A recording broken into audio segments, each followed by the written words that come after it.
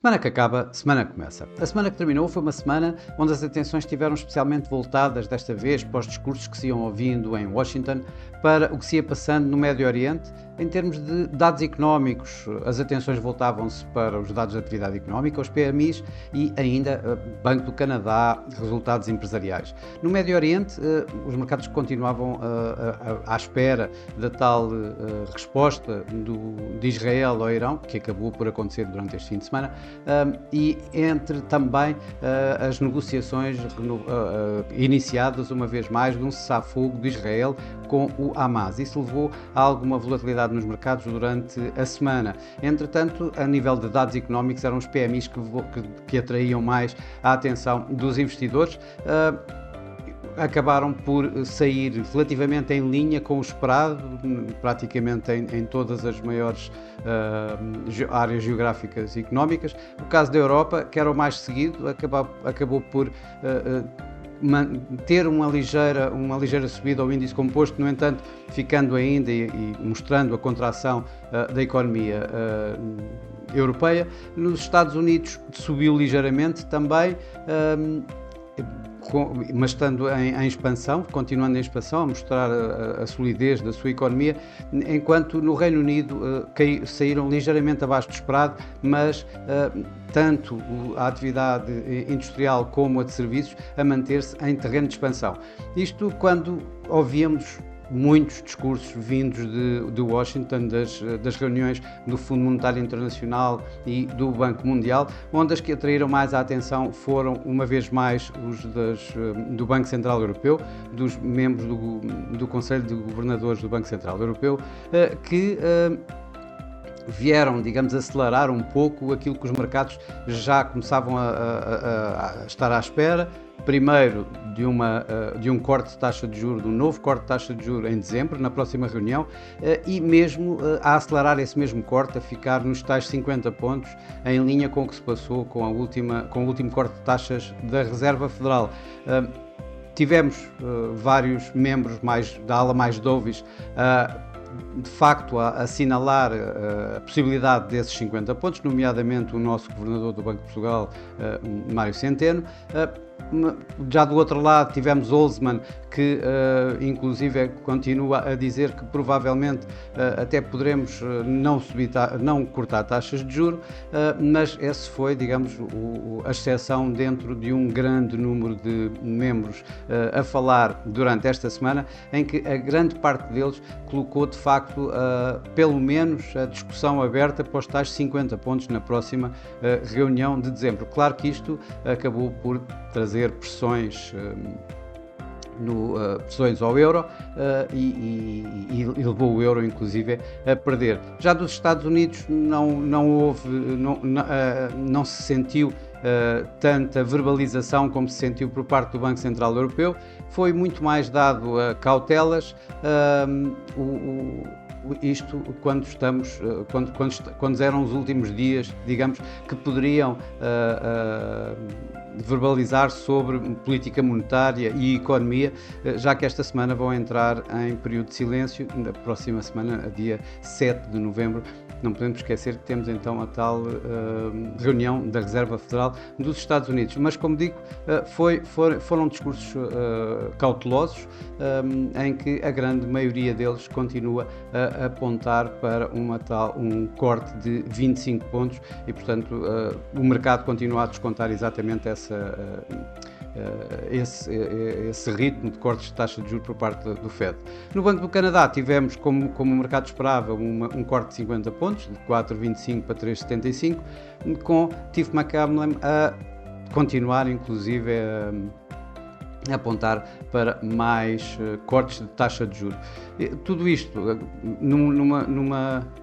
num cenário de yields obrigacionistas em alta, principalmente nos Estados Unidos, o que acabou por pressionar aqui um pouco o mercado acionista, que, à exceção do mercado chinês, praticamente todos os outros mercados registaram perdas. Na Ásia tivemos o Nikkei que caiu cerca de 2,8%, isto quando temos esta semana eleições gerais no Japão. Na Europa, o DAX caiu à volta de 1%, foi mais ou menos a média dos principais índices europeus. Nos Estados Unidos, o S&P caiu 1%, já o Dow Jones caiu mais de 2%, enquanto o Nasdaq conseguiu inclusive terminar em terreno positivo, marginalmente positivo, ajudado pelos resultados da Tesla, que saíram bem acima do esperado e que levou a Tesla a ganhar mais de 20% esta semana. Por cá, por Portugal, o PSI caiu 2,4%, isto pressionado, por exemplo, por uma EDP Renováveis, que foi a que mais caiu esta semana, caiu mais de 6%, e com a empresa que mais ganhou durante esta semana acabou por ser a Galp, e não ganhou mais do que 0,4%. No mercado cambial, o dólar continuou a ser, digamos, o rei do mercado, continuou a ganhar. O índice DXY, o índice do dólar, terminou e andou a negociar acima dos 104. O euro-dólar, tal como tinha acabado de referir, acabou pressionado. Ele que começou a semana perto quase de 1,09, chegou a fazer um mínimo à volta dos 1,0760 e terminou abaixo de 1,08. Já do outro lado também tivemos o iene a cair, o dólar-iene a ganhar. O dólar-iene esse que chegou a negociar perto dos 149, no mínimo a 149, e que atingiu um novo máximo dos últimos meses ao negociar acima de 153, isto em pressões pressionado inclusive tanto pelas yields obrigacionistas norte-americanas, como ainda pelas tais eleições no Japão que estão a suceder neste momento. As divisas, as commodity currencies, as divisas de mercadorias, digamos assim, acabam por perder. Foi o caso do dólar canadiano e do dólar australiano, embora o dólar canadiano praticamente só tenha perdido face ao dólar, mesmo com um Banco do Canadá a cortar 50 pontos base. Já o dólar australiano foi a divisa que mais caiu esta semana, a commodity currency que mais caiu esta semana, e perdeu mais de 1% face ao dólar, perdeu quase 1% face ao euro, e portanto esta sim teve reais perdas. O Canadá, como digo, não. As perdas foram, digamos, os ganhos do dólar. Como vimos, foi a divisa que mais ganhou. Em termos das commodities em si, das mercadorias, tivemos o ouro uma vez mais a fazer novos máximos. Aqui as tensões continuam de alguma forma a dar algum suporte. O cenário de mais cortes de taxa de juros por parte dos bancos centrais também acaba por ser propício aos ganhos do ouro, que atingiram um novo máximo, desta vez acima dos 2.750 dólares por onça de ouro. O petróleo, fruto também da volatilidade gerada em torno do Médio Oriente, entre tensões a aumentarem com os ataques de Israel a Hezbollah e vice-versa, e as conversações para um cessar-fogo, acabou por ganhar esta semana o petróleo à volta dos 4%. Para a semana, esta semana que vai entrar, é uma semana que vai estar bem cheia de importantes dados económicos, em que o mercado vai continuar a estar a olhar para o Médio Oriente, para as sondagens para as eleições norte-americanas. Não podemos esquecer que estamos a pouco mais de uma semana, à volta de uma semana das eleições norte-americanas, para os resultados, e ainda para o Banco do Japão. No Médio Oriente, como vimos este fim de semana, finalmente Israel respondeu ao Irão. Particularmente a mim parece-me que foi uma resposta bastante pautada, bastante cautelosa. O mercado provavelmente também irá sentir isso e portanto poderemos ter um começo de semana bastante mais calmo do que poderíamos pensar depois de um ataque israelita ao Irão. Por outro lado, vamos ter uma semana bastante nervosa em termos de sondagens. Provavelmente vamos ter muitas sondagens que nos vão dar mais o fiel da balança a cair para o lado de Trump, a cair para o lado de Harris. Isto vai certamente mexer bastante com o mercado, principalmente com o mercado de taxa de juros, principalmente com o mercado cambial também. O mercado ultimamente tem vindo a descontar aqui assim a possibilidade de Trump voltar à Casa Branca, e isto dá algum suporte ao dólar. Por outro lado, se as coisas se inverterem e Harris ficar mais perto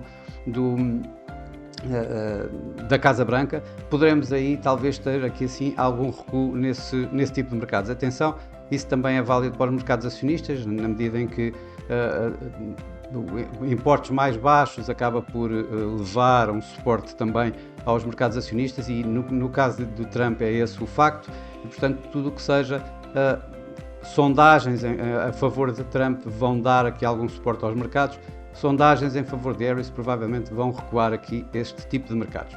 Assim, vamos ver durante esta semana, ou seja, faltando uma semana para as tais eleições. Mas, de facto, os mercados vão estar bastante mais atentos à quantidade enorme de dados económicos que vamos ter e importantes dados económicos.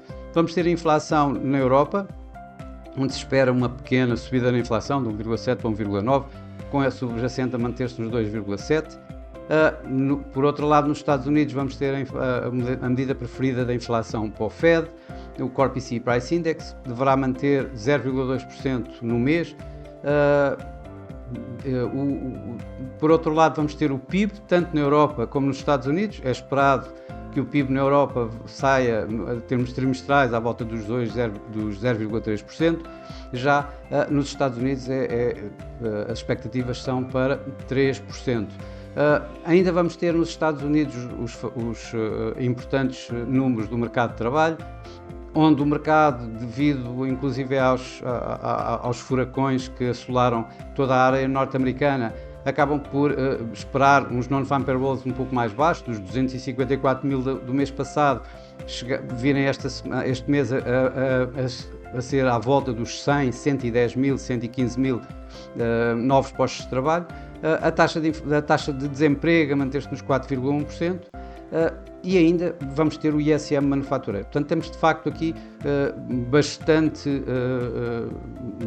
combustível para muita volatilidade nos mercados durante esta semana. Uma semana em que também vamos ter o Banco do Japão, que depois das palavras que o Sr. Ueda disse em Washington, de que queria tempo para ver o impacto destas perdas do iene e todas as situações em termos geopolíticas, acabou por dizer praticamente que não vai mexer na sua taxa de juros na reunião desta semana.